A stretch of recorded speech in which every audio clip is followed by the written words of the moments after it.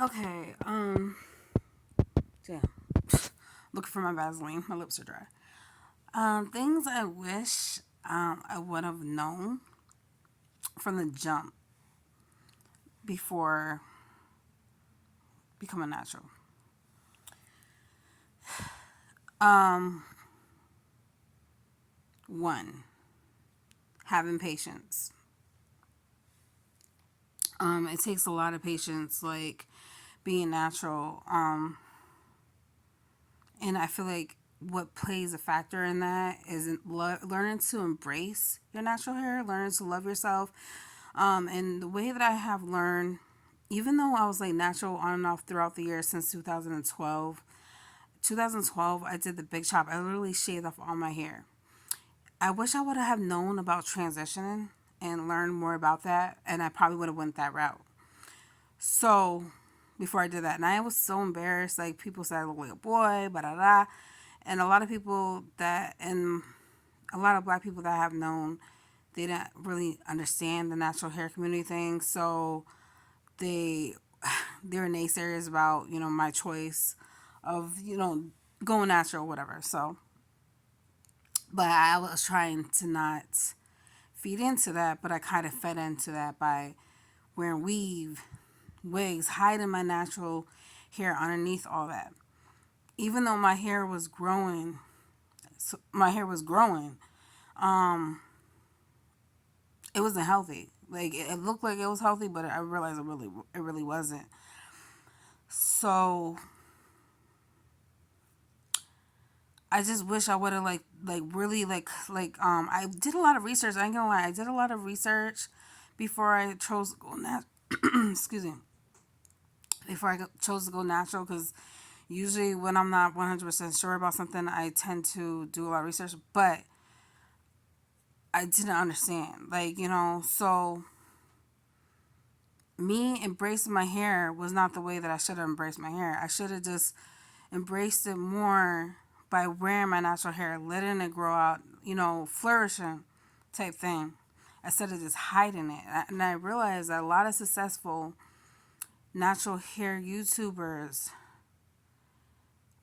they, even if they're not like a big, they don't have a big audience, even this, like the ones alone with like long natural hair that have been through the mud with their hair, they all say that they all do the same thing. They embrace it, like as much as they can, as much as possible. And another thing, I neglected my hair when it came to moisture. Like I wasn't drinking enough water. I wasn't moisturizing my hair good enough. I didn't realize how expensive being natural was until I became natural. It's very time consuming. It's very time consuming. My hair, it may seem like I don't have much, but um, it's funny because when I go into the hair salon, they're, oh, this is gonna be quick. They do my hair like, dang, it's taking forever. It looks like I don't have much. Like when I get my hair straightened, don't get me wrong, it's bone straight, but I don't like when your hair is like on like down to like your shoulder length or whatever, and and you get your hair straightened, you don't like it like bone straight sometimes because it's like, I look like a little kid. And that feather cut I used to always get, I hated that. So I like volume. I like volume. So, and I love curly hair. So I'm more of a curly hair type of person. So I have learned over time. I feel like it's okay to use, like a lot of people will be against this. I don't see nothing wrong with using hair grease on your scalp. My scalp, it needs both. It needs oil and it needs like hair grease every now and then. So I have learned to rotate because my scalp gets very dry, and when it gets very dry, it tends to hurt. I get very tender headed, and I couldn't understand why. And I feel like it's because it's hard for me to wash my hair in like lukewarm water. I'm trying to get used to doing that instead of just like doing hot water, because hot water when I'm taking a shower, it does relax me.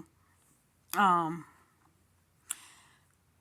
Especially during this time of the year, winter time. But I'm working on that. I did it today. My hair feels more like alive. Another thing, and I knew that I was neglecting my hair because of what I was going through throughout the year. Since being natural in 2012, I was going through a lot. So, I neglected my hair a lot. I wasn't protecting my hair on a regular basis with my bonnet. Even if I was to lay on the couch and rub my head up against the couch, like that can affect. That's how fragile my hair is. My hair is very fragile. It can break and split very easily. I gotta get my eyebrows done. Um, so I have learned like, wow, me not wearing my bonnet for one day can cause split ends just like that.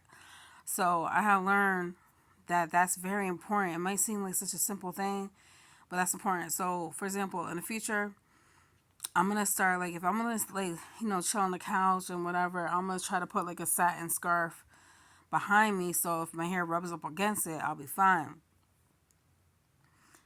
Another thing,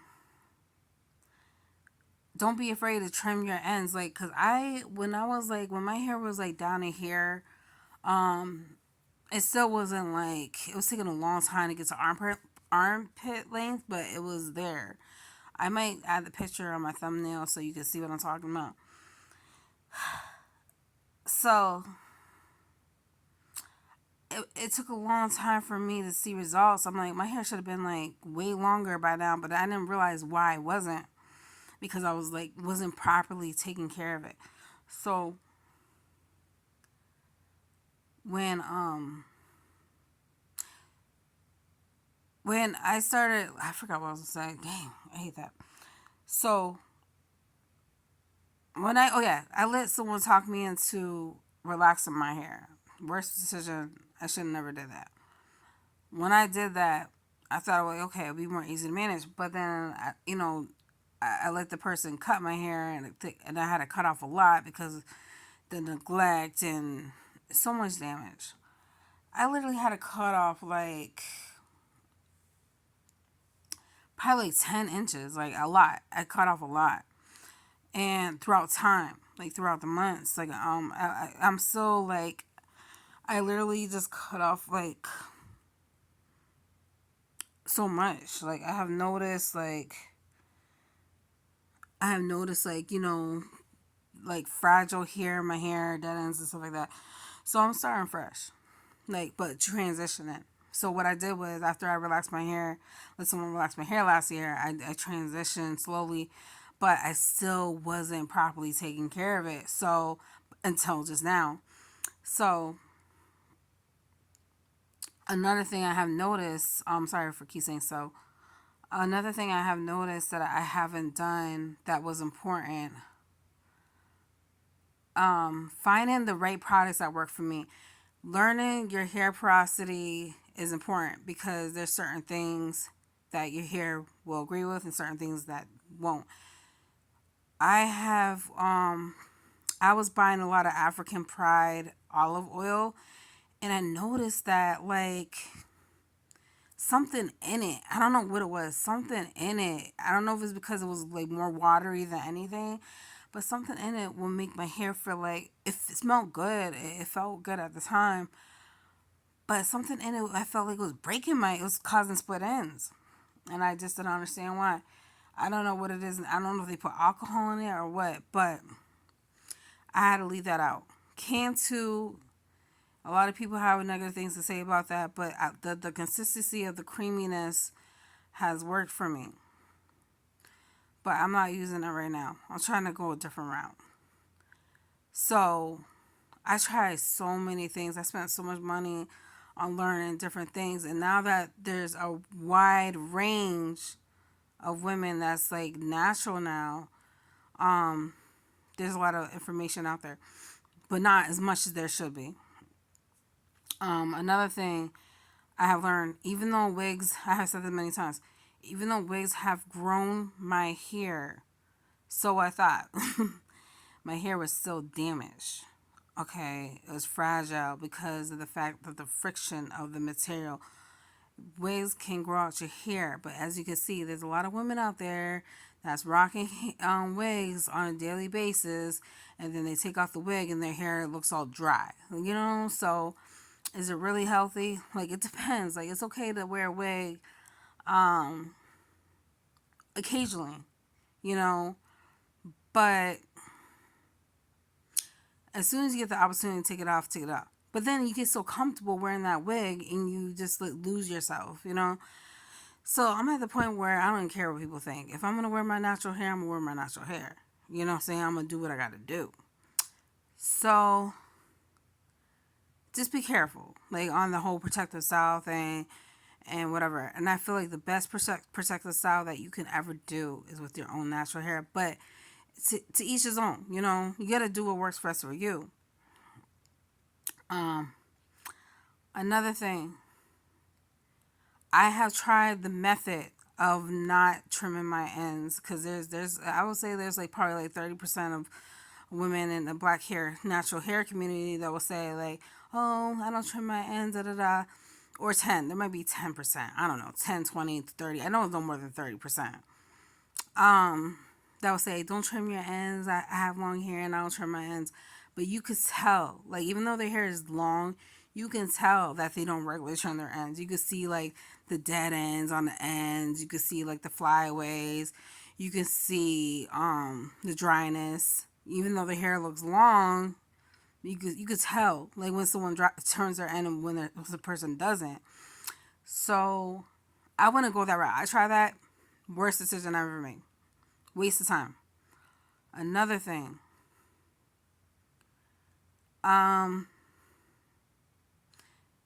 So it's health. When you choose health over length, your hair is gonna thank you for that, because over time your hair is gonna grow eventually. If the more you consistently take better, proper care of your hair, then over time you're gonna notice like, oh my God, I'm so thankful I did that. Trimming my ends was the best decision I ever did. Listen, you don't have to trim your ends every 3 to 4, 6 months or whatever. I would say like, well, I don't know. I would say as needed. When you notice, like, you see, like, some people are different. Some people need to do twice a year. Some people just do once a year. But I feel like just as long as you notice that there's some ends of your hair that need to be trimmed because of the breakage, the split ends, whatever the case may be, don't hesitate to do it. But the best decision I feel like I could ever make for myself when it comes to trimming my ends is, yes, paying attention to it, but also doing it myself. I have been to stylists where I said, hey, don't trim my ends, I'll do it myself, and they did it anyways. That's not respectful.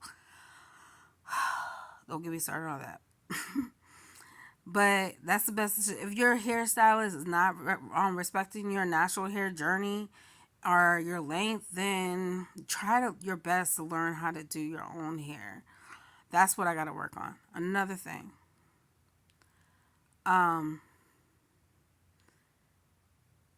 Protecting your ends is good by, like, you can use, like, some people don't tend to, a lot of people are 50-50 with the rubber band thing.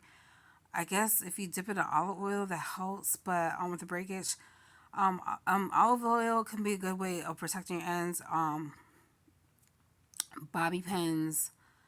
What else was I gonna say that was really important? Trimming my ends. Oh, heat. Oh my God. Like, if you don't know how to properly use heat on your hair, then I wouldn't recommend it. I will try, if I was you, I will try very hard to refrain from heat as long as possible. If you could go 1 to 2 to 3 years max without using heat, that's perfect. Some people do on twice a year, whatever works for you. But I'm just saying, like, me personally, my hair is so fragile. it reverts back. Don't get me wrong, it reverts back, but it's just like I could tell like over time, like I should never put heat, especially if I'm not using the proper heat protector. Tresemme heat protector is very good. I will say that. But that's the things that I wish I would have known. But now that I know that, I'm gonna. This is like probably like the fifth, fourth time. I don't even know that I am doing this over again. But I'm gonna see. I feel like it's gonna be worth it this time. So because I really want to get my hair to past weight length to like butt length, and then I'm not going no further than that. That's my goal. So we'll see. Only time will tell. So I'm gonna give myself to like 2030, and if I don't see no difference by then, I'm just gonna be like, yeah, maybe this ain't for me. Maybe I should just go back to weave. I don't know. But thank you to those who have watched this and who have subscribed and liked my videos. I appreciate it.